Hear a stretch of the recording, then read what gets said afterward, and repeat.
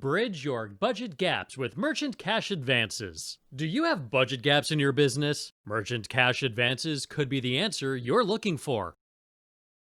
Merchant Cash Advances might be the answer. If there's anything that 2020 has taught us, it's that what we think is a sure thing just might not be. That includes the cash flow of a business.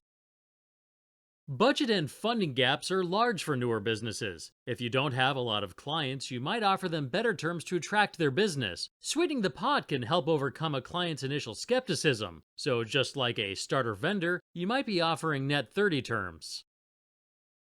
Offering net 30 or net 60 or even net 90 terms is a great strategy to develop business relationships, but you end up with a lot of time between providing your good or service and getting paid for them. But in the meantime, your business's bills have to be paid, and you have to make payroll no matter what.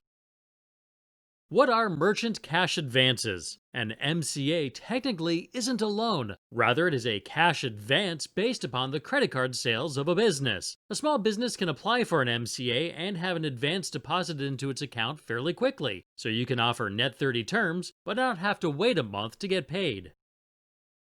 Do you have budget gaps in your business? Merchant cash advances could be the answer you're looking for.